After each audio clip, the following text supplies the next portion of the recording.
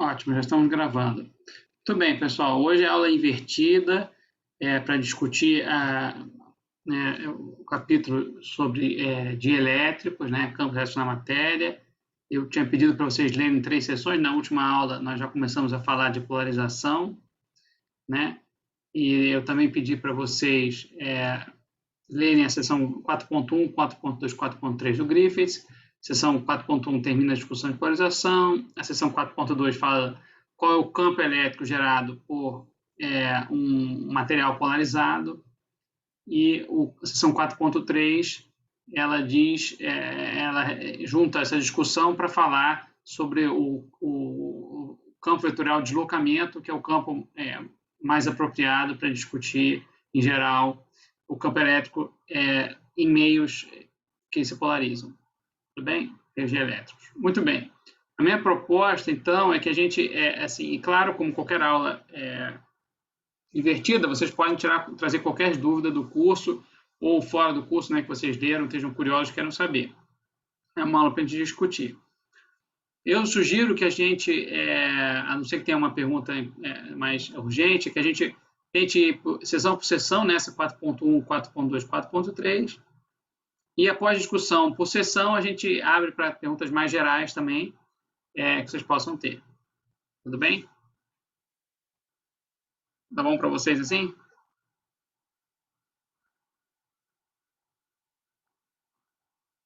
Tudo bem. Se vocês quiserem abrir a câmera para perguntar, fiquem à vontade também. Se quiserem não abrir, também fique tranquilo.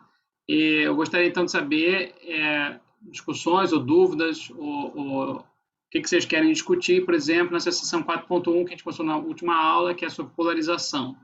A gente falou só de polarização, no caso muito simples, uma esferinha, um modelo muito trivial, por exemplo, 4.1, uma esferinha uniformemente carregada, mas tem toda a discussão ainda de polarização em moléculas e moléculas polares também, quer dizer, polarização em geometrias mais complexas e moléculas polares. Então, gostaria de comentários sobre essa seção.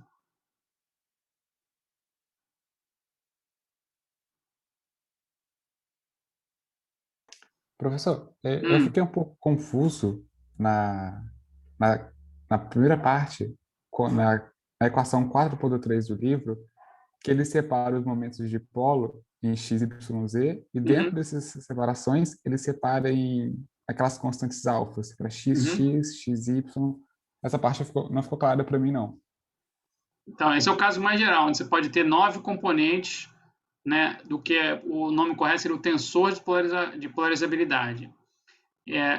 Você entendeu a parte anterior? Quer dizer, quando ele discute, antes de fazer esse caso geral, ele discute um caso particular, que é da figura 4.3, que é uma molécula linear, no caso, CO2. E nessa molécula linear, ele está discutindo que é razoável você esperar que a polarização no eixo da molécula deve ser diferente nos eixos perpendiculares da molécula. E aí ele define um alfa paralelo e um alfa perpendicular. Você chegou a absorver bem, entendeu bem? Para você faz sentido? Ou isso também era estranho? Ficou, tipo, meio a meio, sabe? Não foi 100% claro, mas eu consegui passar dessa parte. Mas quando chegou nessa decomposição em 9 componentes, eu me perdi mesmo. Tá, mas eu quero primeiro, então, focar nessa que é o mais simples, porque isso tem que ficar 100%, que aí vai te ajudar a entender a seguinte, tudo bem? Então, pega a figura 4.3, que é uma molécula linear, certo? E pega um modelinho simples, como a gente fez ali atrás, quer dizer, eu tenho 3 esferinhas uniformemente carregadas, tudo bem? Eu não estou dizendo que é um bom modelo para o átomo, mas para a molécula, no caso. Mas só para raciocinar, um modelo de brinquedo, como a gente chama. E quando você joga um campo elétrico, o que vai acontecer é, você vai separar um pouco os elétrons dos prótons, exatamente igual ao exemplo 4.1, certo? E, enfim, devido à interação, quer dizer, a molécula, a gente sabe, quer dizer, essa molécula, ela está ligada por algum motivo. Então, quer dizer, tem uma força elétrica entre as moléculas, o átomo de carbono e os átomos de oxigênio. Então, ali dentro deve ter uma distribuição não perfeitamente homogênea, certo? Essa é a primeira coisa que tem que ficar claro, mas tudo bem. Mas quando eu ponho um campo elétrico, você vai estar separando, e pode ser mais fácil você separar o elétron do próton na direção perpendicular do que na direção onde tem todas as moléculas, todos os átomos alinhados, Tudo bem? É isso que está sendo descrito aquele paralelo e perpendicular.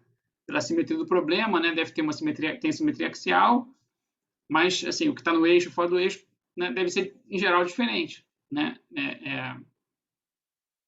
Essa polarizabilidade. Isso. Se não ficou claro, vamos conversar um pouco sobre isso ainda. Se for claro, avisa. A nossa distribuição agora que você falou de paralelo e perpendicular ficou mais claro. Então, olha só, note que é o seguinte, aí quando você acredita naquela equação que não tem número aqui, antes da 4.3, é o que ele fala, nesse caso, o campo P não necessariamente vai estar mais paralelo ao campo E. Tudo bem? Por quê? Porque se você tem alfa perpendicular diferente de alfa paralelo, você vai ter uma componente paralela, uma contribuição paralela diferente da perpendicular, você vai fazer uma soma vetorial e não vai dar mais na mesma direção. Então, você vai ter um campo, você imagina um campo está na diagonal, tá entendendo? O campo está numa diagonal frente à molécula, a polarização da molécula pode estar em um outro ângulo, certo? Porque você vai ter agora, se o alfa perpendicular, por exemplo, for maior do que o alfa paralelo, se o alfa perpendicular for maior que o paralelo, a molécula está aqui, né, significa que eu vou ter mais polarização aqui do que na direção, ou seja, uma diagonal, o campo resultante vai puxar para o perpendicular. Se o alfa paralelo for maior, vai puxar para o paralelo. Então, você vai ter agora um P não mais diretamente paralelo ao E. Tudo bem até aí? Tá, tudo bem até Agora, agora. a 4.3 está dizendo o seguinte, agora imagina uma molécula que não tenha mais uma simetria axial, certo? Uma molécula sem simetria clara, tudo bem? Imagina que você tem lá, sei lá, 5 átomos numa disposição que não tem uma simetria, não está no plano, eles têm formado uma figura geométrica que não tem uma simetria clara, tá bom? Ok. E aí o que ele está dizendo é o seguinte, olha, o caso mais geral que você pode imaginar é que quando eu jogo um campo, certo? Ele vai reagir diferente nas 3 diferentes direções possíveis, não é mais agora paralelo e perpendicular, mas eu vou ter imagina que eu estou jogando um campo na direção só no eixo x, tudo bem? Nas coordenadas. Então eu tenho x diferente de 0, y é 0 e z é 0, tudo bem? Uhum. Aí se eu tenho x é 0, a pergunta é para onde vai estar a polarização? No caso geral, vai depender, tá entendendo? De como é que você reage. Você, em vez de ter um alfa agora perpendicular e paralelo, você vai ter um alfa x, por assim dizer, certo? E vai dizer o seguinte, olha, esse alfa x vai te dar dando uma direção diferente, que você pode reage pouco ou reage muito naquela direção. E aí a questão, no caso mais geral, você pode jogar um campo elétrico aqui e a polarização sai num ângulo, como eu te falei, diferente. E como é que você traduz isso no caso geral? Você vai ter que ter a liberdade nesses alfas para que a polarização do eixo x dependa de uma componente do EX, uma componente do EY e uma componente do EZ, que é a primeira linha ali.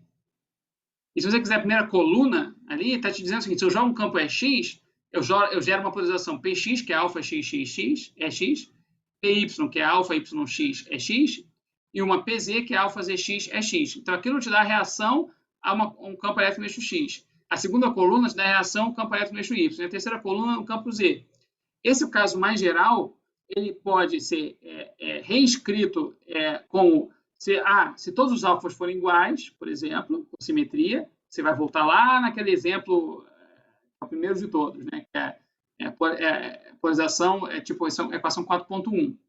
Se você tiver um eixo de simetria, por exemplo, onde na equação de cima, né, digamos que o paralelo está no eixo Z e o perpendicular é XY, certo? Se o paralelo está no eixo Z e o perpendicular está XY, significa que esse alfa XZ, alfa YZ, alfa ZZ são todos iguais. É um alfa paralelo, certo? E que você vai ter o alfa XX, XY, YX, YY, ZX, YZ, ZY, também todos eles definidos, entendeu? Quer dizer, eu jogo, né, o alfa perpendicular aí, vai ser todo o alfa que responde ao campo EX e EY, entendeu?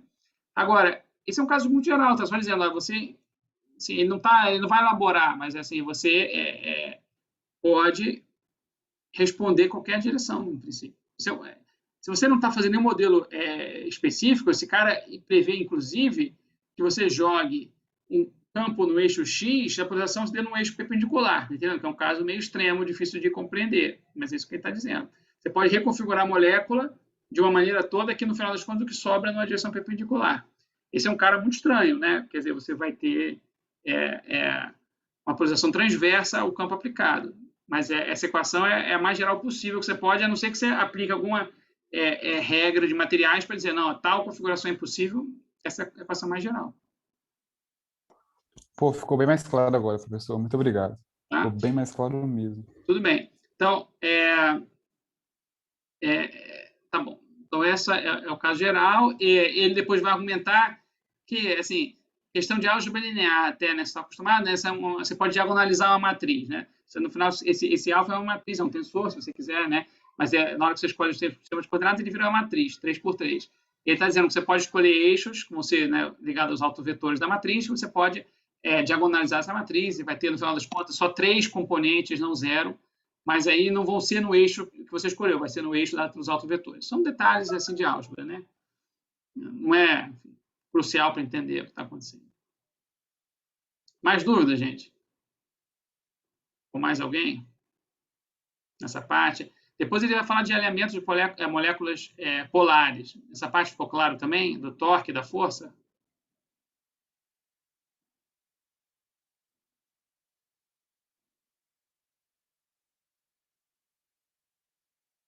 Não ficou muito claro para mim, eu acho que no meu livro é a equação 5, que é a força que ele faz o gradiente da componente do campo X, produto interno com o vetor D.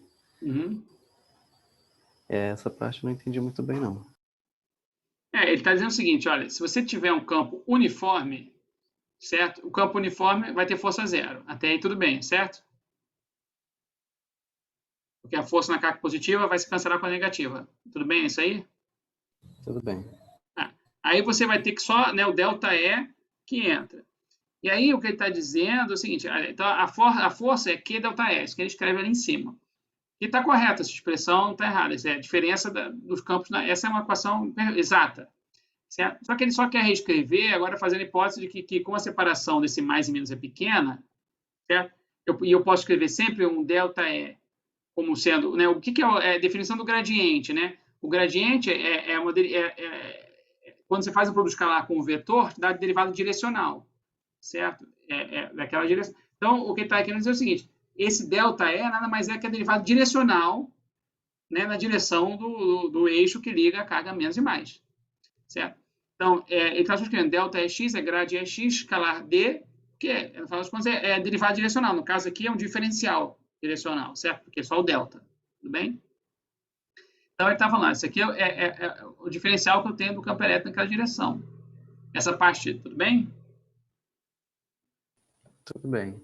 Então, se isso tudo bem, então, grade E escalar D, o D, produto escalar, pode jogar para o outro lado, vira D escalar grade E, certo?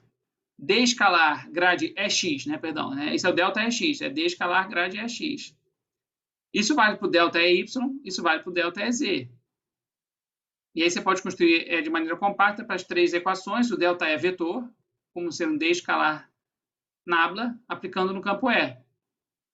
Certo? Ele está só querendo dizer que, no final das contas, é isso. Quer dizer, se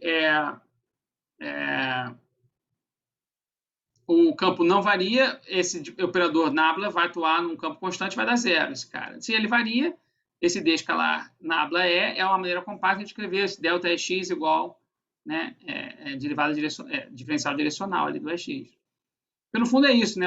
Você pode pensar o campo vetorial como 3, né? Cada componente é uma função escalar, que você pode usar aquele conceito de derivada direcional. Você aprendeu o cálculo 1. E aí, se você aceita que delta E vetor é D escalar nabla é, bom, a força é multiplicar por Q, isso aí, né? E o Q vezes D é o P. Aí sai 4,5. Mas ele só faz isso porque o D é pequeno? Não valeria para D maior, não? Então, o D é pequeno no sentido de que... deixa eu pensar o que você está falando aqui.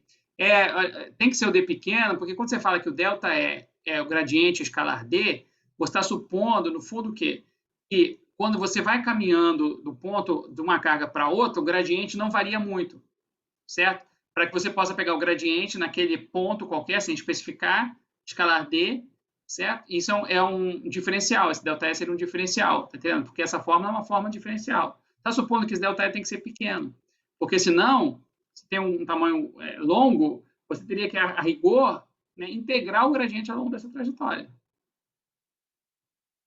Para somar os diferenciaizinhos. Está entendendo o que eu estou falando? Sim. Né? Então, no fundo, você está supondo que o campo varia. Presta atenção, porque essa é uma questão talvez interessante. Não ficou claro, talvez, se não tiver ficado claro. Que você está supondo que o campo vai variar no tamanho da molécula, que já é uma hipótese bem forte, né? Porque, enfim, a molécula é muito pequena, então o campo tem que estar variando abruptamente, ou porque tem um gradiente gigante, né? Ou porque está oscilando com uma frequência altíssima. Muito bem. E aí, o que ele está dizendo é, olha, tudo bem, não é igual o campo elétrico ali, mas pelo menos o gradiente não está variando apreciavelmente naquele ponto para poder fazer essa aproximação. Certo? Tem uma variação linear ali, mas não quadrática. Tá entendendo? Que é razoável, né? É pequeno o suficiente que isso deve ser razoável. Ficou mais claro? Sim, e nessa última frase, depois disso ele fala que o torque vai ser o momento vetorial com E mais o R vetorial F. Mas por quê? Ele estava falando antes que ia ter uma força de deslocamento, não que faria só a partícula girar.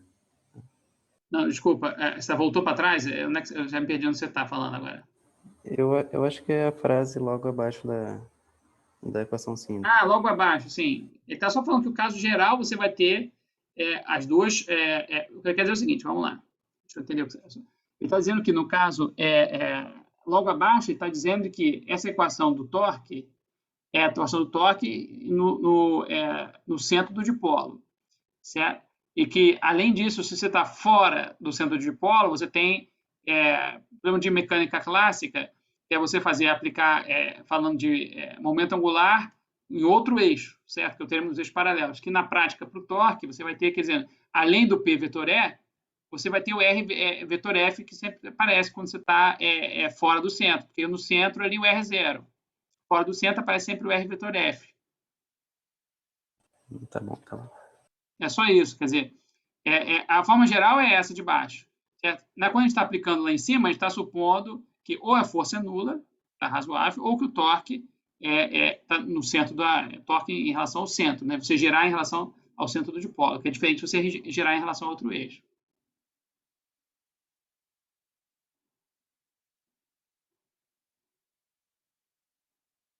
Tudo bem? É isso. Essa força vai ser relevante nesse caso.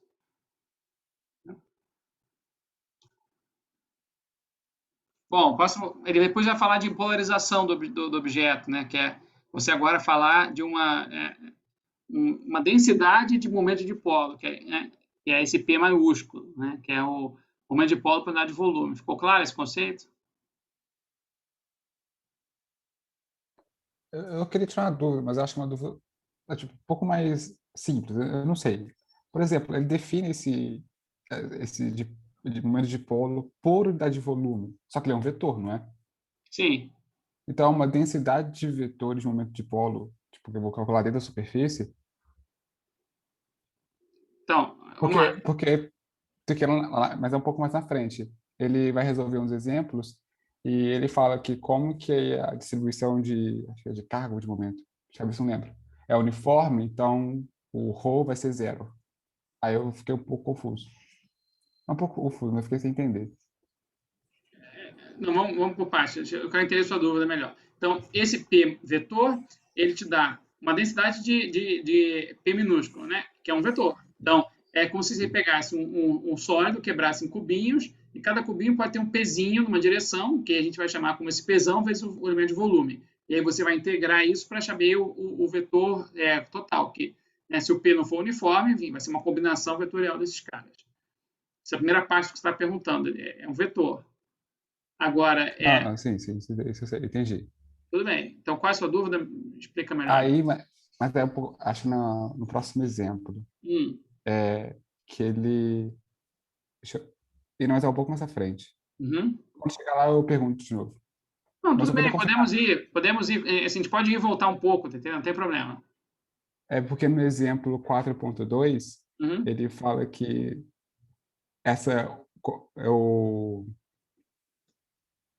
a densidade de bound charge é zero. Então, porque P é uniforme, essa densidade de volumária, esse Pzão é zero, é uniforme, então esse ρ vai ser zero. Aí eu queria entender o porquê disso, eu não entendi. Então, o ponto, no final das contas, né, nessa seção 4.2, ele faz primeiro para um truque de integração por partes, né? Ele só pega escreve o potencial, só para, né, ilustrar, escreve o potencial, né, que é uma integral de Pzão, né, escalar psi, chapéu sobre psi quadrado, faz uma integração por partes para reescrever como uma integral de volume e uma integral de superfície. E aí identifica nessas integrais um termo que se comporta exatamente como a densidade superficial de cargas, que é esse ρ bound aí, esse sigma bound, que em português a gente chama de cargas ligadas. Então, ele tem uma densidade superficial de carga ligada, que é P escalar N chapéu, e uma densidade de carga volumar, né, que é menos dividido P. Muito bem. Isso é se você quiser. Na próxima sessão, ele vai discutir, vai dar um exemplo físico para interpretar que esses caras são densidade de cargas legítimas, não é só um truque de integração por partes. Muito bem. No exemplo 4.2.2 em particular, o que ele está dizendo é, se o meu P for uniforme, te dei um P uniforme, não sei de onde veio. Se ele é uniforme, bom, derivada de um campo constante é zero. Então, ele está só dizendo, dividir o constante é zero, portanto, ρB é zero.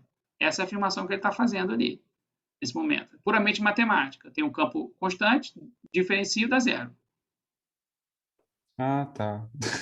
Não tem mais nada, entendendo? É só isso. Não, tranquilo, Pedro, é normal. Você está discutindo, essas aulas são para isso mesmo, para a gente trocar. É bom, vocês leram, estão discutindo, agora vai estar com o entendimento mais claro. Se a gente tivesse feito a aula no tradicional, tivesse falado tudo isso, se você não tivesse pego na hora que você lê, e aí? Como é que eu tinha pensado, na minha cabeça, eu não tinha lembrado disso, na minha cabeça é como a gente tem vários vetores, então a soma total seria tipo zero. Porque, tipo, mas olha só, note o seguinte, então presta atenção, esse ρB é uma quantidade local, ele não é integrada, certo? Então, o que significa? Em cada ponto do espaço eu tenho um cubinho lá de volume com Pzão, certo? E é aquela região ali ao redor, infinitesimal, que vai determinar o meu ρB naquele ponto. Quer dizer, é o divergente naquele ponto. Cada ponto pode ter um divergente diferente. Então, um objeto com uma polarização bem mais complicado do que o uniforme vai ter um P bem variável dentro dele, certo? Com divergente que pode estar variando dentro dele. Tudo bem? Ou você pode ter também, por acaso, um P variável, mas que o divergente é sempre zero. A gente já viu esses casos patológicos assim. Mas, no geral, você vai ter você pega uma regiãozinha do seu material, vê ali onde é que está o P naquela região infinitesimal, você vai saber quanto é o ρB ali, calculando o divergente naquele elementozinho ali. Tudo bem? Entendi. Tá? O que vai estar integrado é o potencial. Fala. Essa é a mesma coisa, mas é sobre o progresso do curso. Nesse exemplo, ele dá a afirmação do potencial dada pela solução do capítulo 3, usando a fórmula de Rodrigues. A gente vai ver mais do curso agora soluções assim, porque nesse exemplo ele só afirma que é isso, porque ele já fez. Não é fórmula de Rodrigues, é só o seguinte, está quase certo, é polinômio Legendre. Isso, polinômio Legendre, que sai a fórmula de Rodrigues. Tudo bem, mas sim. A gente vai ver mais na lista e no curso esse tipo de solução agora? Isso aparece, te falando, essa expansão em polinômio Legendre é muito geral. Sempre que você tem um problema com simetria esférica, certo? Ou que coordenadas esféricas sejam apropriadas, é muito comum você fazer expansão em polinômio Legendre, certo? No final, essa solução lá do exemplo 3.9 que ele chama a atenção aqui, tem também problemas do capítulo 3, é aquela soluçãozinha, né, de condições de contorno potencial. A gente gastou um capítulo inteiro falando de métodos matemáticos, porque realmente eles aparecem no curso em vários pontos, com certeza, tá? Toda essa parte de discussão de multipolos, que agora a gente está falando de dipolo toda hora, né? Dipolo é um conceito que aparece muito. E expansão pelo Legendre é recorrente mesmo. Não, só para saber mesmo. Isso, já vê recorrente. das listas, por exemplo. Então, é recorrente, exatamente. É recorrente porque, de novo, a gente sempre que precisar resolver essa simetria, é o jeito que a gente sabe resolver, né? Lembra? O método das imagens, por exemplo, que a gente viu, é um método curioso, interessante, elegante, mas não funciona em todos os casos, certo? Não é trivial em todos os casos. E o método, enfim, de você sonhar com a resposta também não é muito confiável, né? Tem o termo de unicidade que te garante que você sonhou com a resposta, ela é verdadeira, é a única solução, mas não é muito garantido. E você então, tentar achar assim por tentativa e erro, né? Estou brincando sonhar, mas tentar por tentativa e erro, não é garantido. Os outros métodos que a gente viu, que são numéricos, você poderia fazer numérico, tá? O numérico está tudo definido, é uma integral e acabou. Se você conseguir integrar para o potencial, está ótimo. Se você faz integral, sabe fazer ela, seja analítica, né? Analiticamente você vai ter a solução, senão você tem que partir para uma integral numérica, que muitas vezes na pesquisa é assim que você faz. Tem uma integral para resolver, você vai uma possibilidade de fazer numérico. Mas é isso, quer dizer, se você não esquece agora a questão numérica um pouquinho, ou você consegue resolver aquela integral analítica, ou você vai usar polinômio de Legendre na prática. Né, a maioria das vezes vai usar um ou outro. Né? Método das imagens assim, são exceções. Perfeito, então. Bom, então, a gente foi um pouquinho para frente para a sua dúvida, mas, enfim, voltando aqui, alguém mais tem dúvida nessa discussão? Que ele calcula o potencial de cargas ligadas, monta o potencial do dipolo, foi a nossa última aula, integra esse cara e mostra que tem uma densidade superficial de carga ligada e uma densidade volumária de carga ligada. Alguém tem mais dúvidas sobre isso?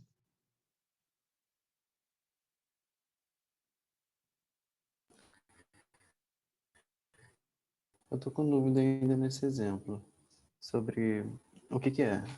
É porque ele está usando os resultados da esfera condutora que está sob ação de um campo no eixo Z, né? E aí fica polarizada com cargas nos polos da esfera. Só que aqui ela não necessariamente é um condutor, né? Ela tem densidade volumétrica. Mas mesmo assim é o mesmo problema. Note que a gente, quando tinha o condutor lá no exercício anterior, a gente sabia resolver porque era só botar a condição de contorno e fazer. O que ele está mostrando aqui é que quando você faz esse exemplo, no fundo, o que você tem? Você tem condições de contorno bem estabelecidas, que eu tenho quem é um sigma B, desculpa, nem condições de contorno, eu sei quem são as fontes, eu tenho um sigma B com a distribuição que é P cosseno θ. Te dou esse cara, certo? E eu pergunto qual o campo que ele gera, tudo bem? E aí, o fato de ser um dielétrico ou não ser um dielétrico aqui, para o potencial, assim, outras palavras, você tem deixa eu pensar o que eu quero dizer. Você tem já lá dentro do seu dielétrico, a gente já concluiu que o seu uniforme, você não tem carga nenhuma, o ρB. Certo? Então, você pegou o problema, em outras palavras, essa equação das cargas ligadas permitem você reescrever um problema de polarização com um problema de cargas ligadas, sigma B e ρB. Se você conhece eles, o fato de que elas vieram devido à polarização do objeto não é mais relevante. Eu tenho cargas e elas geram campos, certo? Não tem mais discussão que isso. Se você sabe as cargas todas que eu te dou, você sabe calcular o campo, certo? O que a gente vai ver nessa sessão, nesse capítulo 4 todo, é que às vezes você não vai necessariamente saber a priori onde é que estão as cargas, mas se você souber, acabou, tudo bem? A gente já está te dando, a polarização é essa. Na prática, certo? Um problema desse não é um problema incompleto, porque você teria que, assim, em geral, você vai ter um material, um campo externo, e você tem que saber qual é tanto a polarização que ele gera, como o campo que essa polarização gera, tá entendendo? Então, é mais difícil do que só isso, mas aqui, como a polarização é dada, certo? O problema vira um problema de cargas. Eu tenho carga superficial, carga volumar, pronto. Posso aplicar tudo que você viu no capítulo 3 para calcular o V.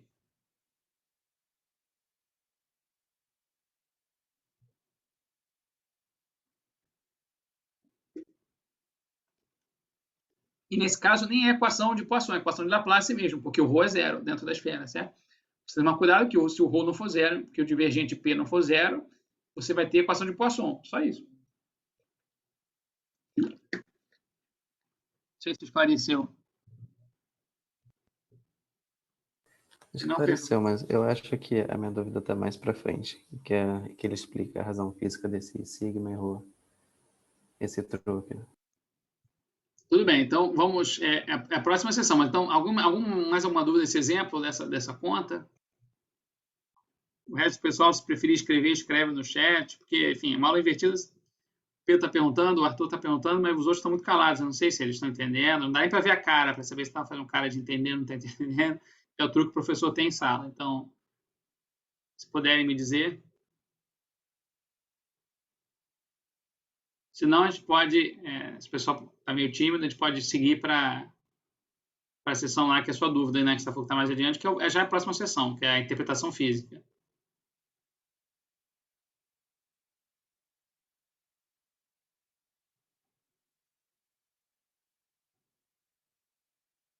Vamos lá?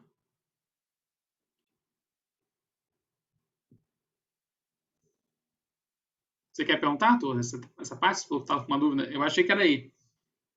Ah, sim.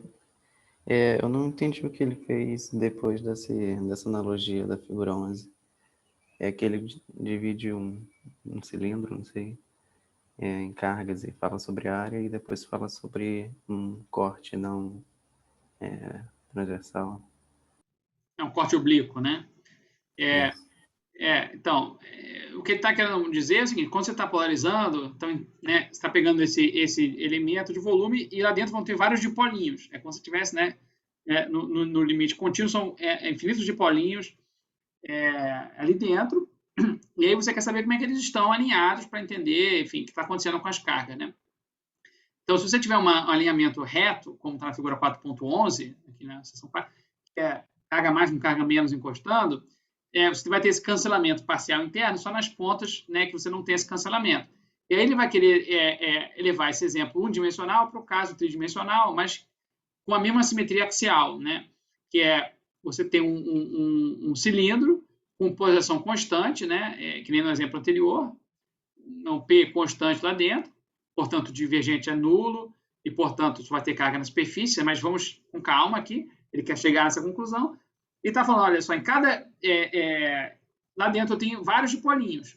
E aí ele pega primeiro uma seção, pega uma moeda desse cilindro e vai analisar o que está acontecendo. E se você tem vários dipolinhos alinhados ao longo do cilindro, né, você vai ter carga negativa e positiva exatamente como a figura anterior. Então, o positivo e o negativo vão estar próximos, né, fazendo um cancelamento que não é perfeito, mas é parcial, certo? Ali vai estar cancelando parcialmente.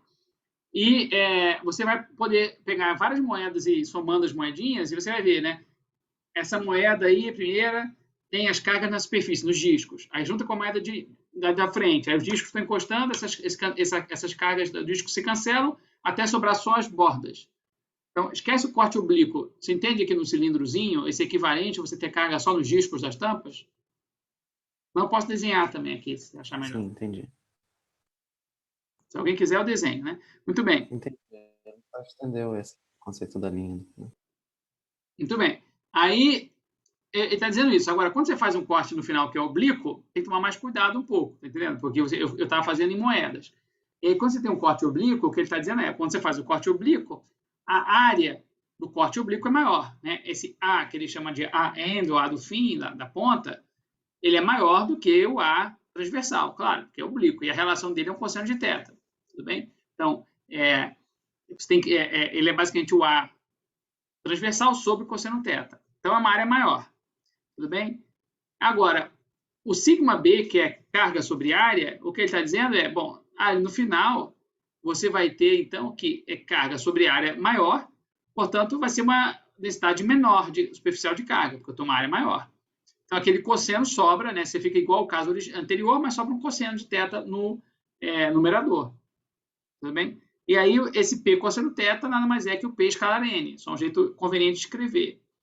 Né? Então, é isso. Quer dizer, se você tem uma seção, você vai cortando oblíquo, você vai ter menor densidade superficial de carga. Mas, no final das contas, é que você tem a mesma carga numa área maior. E aí ele chega nessa equação, P escalar N, que é o que ele achou lá atrás, por mera integração por parte. E aí ele vai repetir a gente repete o argumento agora para o divergente de P. Quando você repete esse argumento para o divergente de P, você tem que pensar de novo numa configuração local de cargas, certo? E se você pensar que radialmente você vai ter um divergente positivo, quer dizer, você tem uma aglomeração de carga negativa no centro, e em volta cercado por uma casca esférica de cargas positivas, que é um exemplo visual de um divergente positivo ali, você vai ter agora que o campo não é mais uniforme, por definição, né? Tem um divergente, e aí você vai ter não só aglomeração de cargas nas bordas, mas aglomeração de carga no elemento de volume também, dentro, né, na carne do seu dielétrico. E aí você vai ter uma carguinha na região, né? Se você tiver o divergente positivo, você vai ter uma aglomeração naquele ponto central de cargas negativas, por isso tem um sinal menos. Se você fizer o divergente negativo naquele ponto central, é cargas positivas, certo? E, né, você pode entender isso porque você faz, de novo, uma integral de volume do ρB de tal, que dá carga ligada em todo o volume, aplica lá lei de Gauss, né? Esse cara aí, no final das contas, tem que ser o quê? Bom, toda a carga que está na superfície. Faz isso numa superfície que envolve o seu dielétrico e você vai ter essa integral de superfície fechada de P escalar dA. Né? Em qualquer região que você queira, não precisa ser fora, dentro do dielétrico. Qualquer regiãozinha que você faz, qualquer área ali dentro, vai dar P escalar dA. E aí você transforma isso em uma integral de volume para igualar os termos. Mas visualmente você já está vendo a figura ali que o divergente deve te dar um ρ, certo? E com o sinal correto, como eu estou te falando, porque ali tem o divergente positivo e o ρ no centro, porque quando eu calculo isso, eu estou colocando no ponto central, certo? Ah, não, mas aí eu tenho aquela carga positiva todas em volta. Será que ali eu vou ter uma ação de carga positiva? É possível também. Você tem que calcular o divergente naquele outro ponto, que é ver quem está em volta daquelas outras cargas positivas, assim por diante.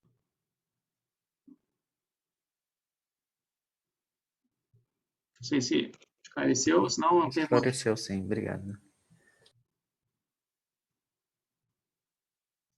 Né?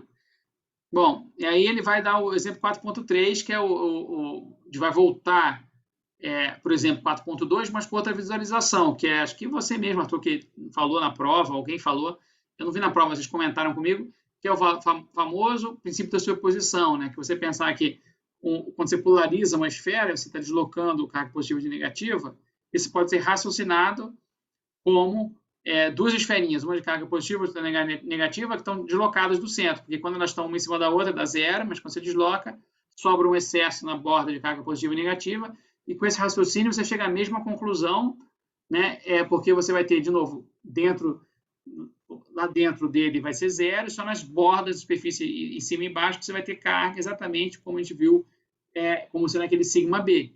Porque, de novo, esse deslocamento de polarização, você tem que entender que ele é muito pequeno. Então, quando você tem uma densidade de carga, né, uma superfície grande, mas com grossura muito pequena, é o que a gente chama, por definição, de carga superficial. Né? Então, não sei se ficou dúvida desse exemplo também.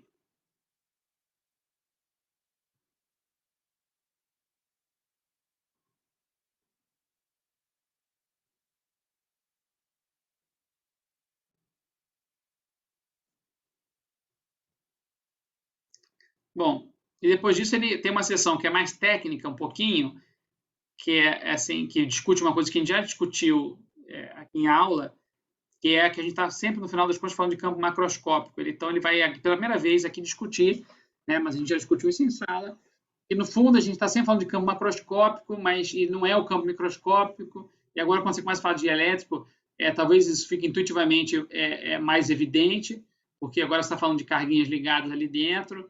E quando a gente está falando dessa discussão de cancelamento, né, que a gente usou nos exemplos agora, não é um cancelamento exato, fisicamente, né, porque essas cargas não vão estar exatamente encostando uma nas outras, mas no fundo, para o campo macroscópico é exato, é isso que ele quer dizer. Né?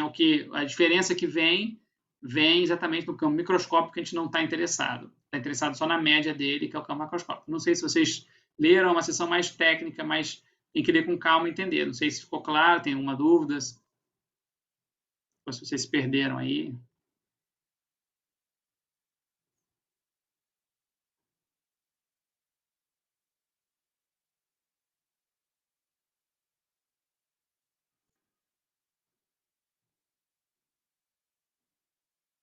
Nenhuma dúvida? Bom, quem não leu com calma, tem que ler essa sessão com calma mesmo, porque ela é sutil a argumentos. E na parte, finalmente, chegamos na sessão 4.3, que é o campo de deslocamento. Vocês chegaram a ler essa sessão? Alguém leu? Eu não consegui ler com calma, não, essas duas últimas. Alguém mais?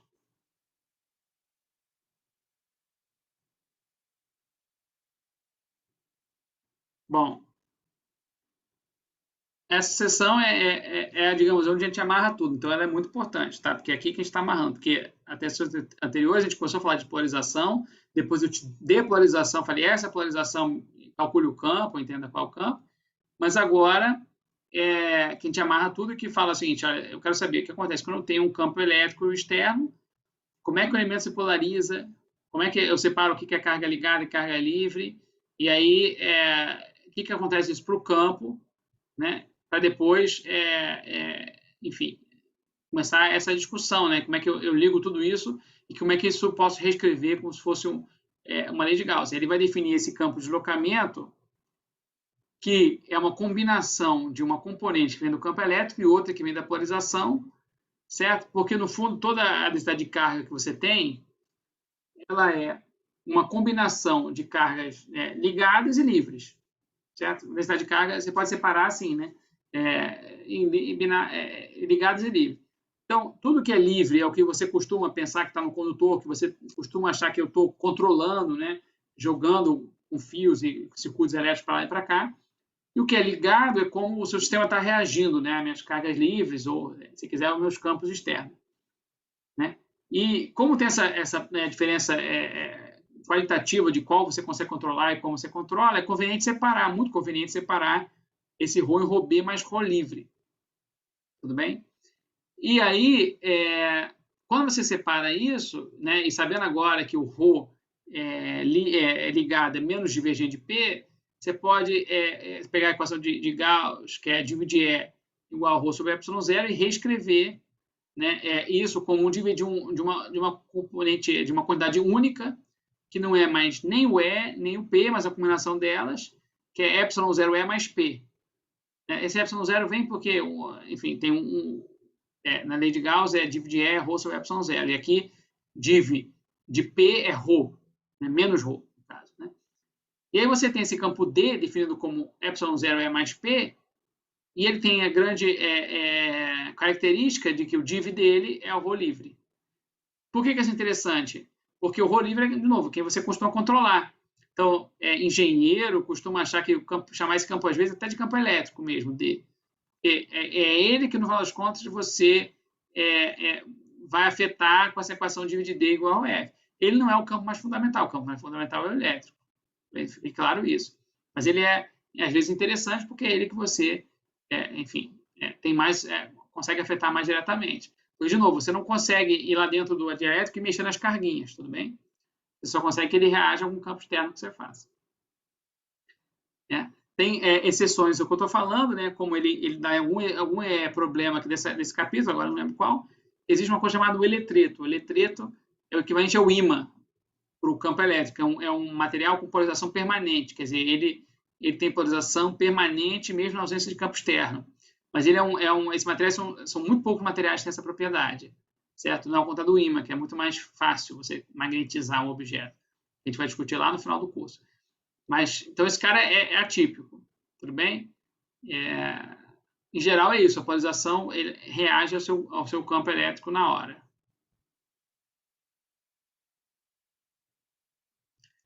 Bom, essa seção, então, para quem não leu, tem que ler com calma, importante, né? Ela é a base que a gente está discutindo.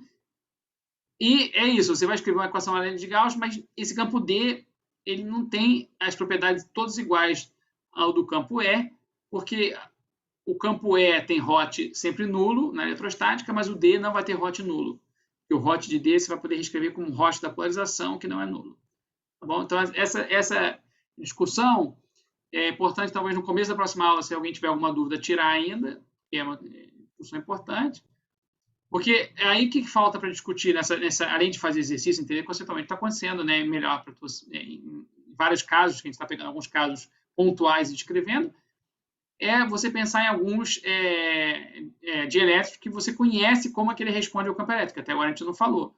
Então, a seção 4.4, que vai ser a próxima aula, a gente vai falar de dielétricos lineares, que diz que ele reage linearmente, que são, enfim, campos, materiais que você consegue calcular a polarização mais ou menos de maneira simples, e aí você consegue saber tudo, né? Estudou um campo externo, como é que ele polariza, qual campo que essa polarização gera e qual o campo total final. Então, só falta essa a última sessão desse capítulo antes de a gente entrar em magnetismo, que é o próximo capítulo. Bom, eu estou achando então que vocês não tiveram tempo de ler com calma, pelo visto, essa sessão, então, a pena, mas dúvidas gerais do curso, alguma outra dúvida, alguma outra questão para esclarecer antes de terminar por hoje?